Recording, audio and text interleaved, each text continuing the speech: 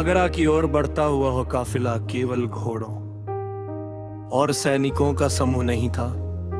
वह स्वराज्य की आशाओं को अपने साथ लिए चल रहा था।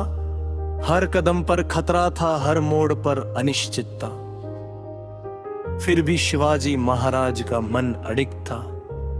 उन्होंने अपने पुत्र संभाजी को साथ लिया ताकि वह भी जीवन की कठिनाइयों से सीख सके।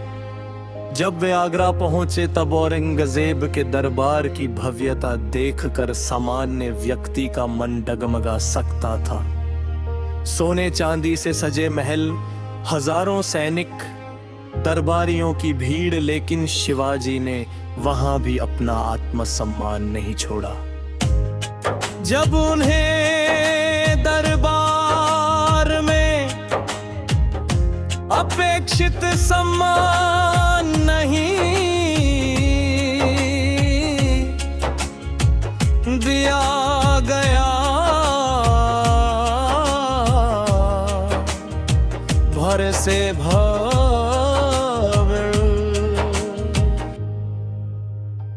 मनसबदारों के पीछे खड़ा किया गया।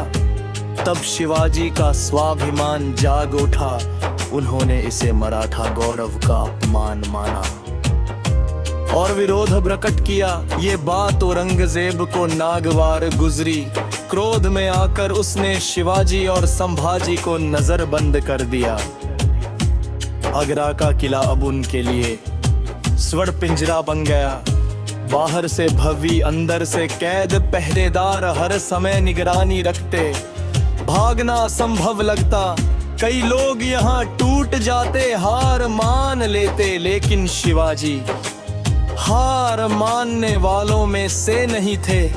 उन्होंने धैर्य रखा, स्थिति का सूक्ष्म अध्ययन किया, पहरेदारों की आदतें, समय, रास्ते समन में अंकित कर लिया। फिर एक अद्भुत योजना बनाई। उन्होंने रोजाना दरबार में मिठाइयों और फलों की टोकरियां भिजवाने का बहाना बनाया। धीरे धीरे पहरेदार उस पर ध्यान देना छोड़ने लगे। उन्हें लगा ये केवल धार्मिक तान है। और फिर वो दिन आया जब शिवाजी और संभाजी उन्हीं टोकरियों में छिपकर बाहर निकल गए। अंधेरी रात, दिल की धड़कनें, हर कदम पर मृत्यु का खतरा, लेकिन साहस उनके साथ था। जैसे ही वे सुरक्षित बाहर पहुंचे, उन्होंने सामान्य वेश धारण किया। अलग अलग मार्गों से यात्रा की, जंगलों, गांवों और पहाड़ों से होते हुए अंततः स्वराज्य पहुंचे। जब मराठा भूमि पर उनके घोड़े पे फुर पड़े, तब मानो धरती ने भी राहत की सांस ली।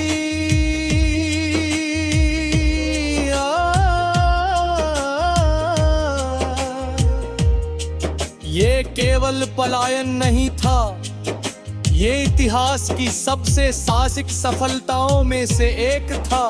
औरंगजेब जब ये जानकर क्रोधित हुआ तब बहुत देर हो चुकी थी। अब शिवाजी पहले से भी अधिक शक्तिशाली होकर लौटे थे। आगरा से लौटने के बाद शिवाजी ने फिर से स्वराज्य को संचित करना शुरू किया। खोए हुए किलों को वापस लेने की योजना बनी। सेना का पुनर्गठन हुआ। नौसेना को सुदृढ़ किया गया, क्योंकि शिवाजी जानते थे कि समुद्री शक्ति के बिना पूर्ण स्वतंत्रता संभव नहीं।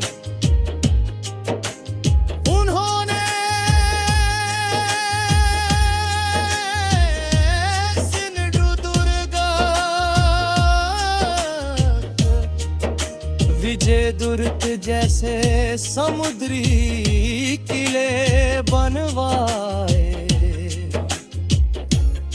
विदेशी आक्रमणकारियों को समुद्र से ही चुनौती दी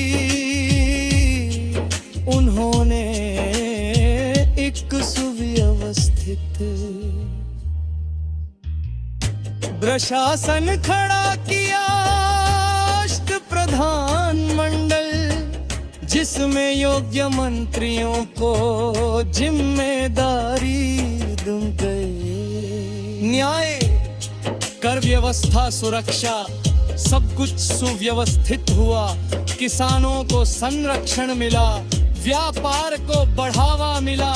शिवाजी केवल युद्ध जीतने वाले राजा नहीं थे, वो जनता के राजा थे। उनकी सबसे बड़ी शक्ति थी जनता का विश्वास। लोग कहते थे ये हमारा राजा है, ना कि हमारा शासक। लेकिन संघर्ष अभी समाप्त नहीं हुआ था। औरंगजेब ने अब स्वयं दक्षिण आने का निर्णय किया। विशाल सेना के साथ वर्षों तक युद्ध चला।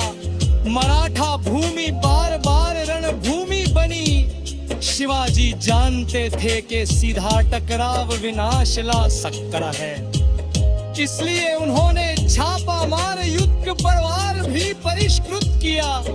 दुश्मन को थकाया, संसाधन काटे, मनोबल तोड़ा और धीरे धीरे उन्हें कमजोर किया। इसी बीच शिवाजी ने अपने जीवन का सबसे गौरवशाली क्षण देखा, राज्याभिषेक। चेरा सेखड़ में रायगढ़ पर वैदिक मंत्रों के बीच वे छत्रपति बने। लेकिन उनके मन में गर्व नहीं, केवल उत्तरदायित्व था। उन्होंने कहा, यह ताज मेरा नहीं,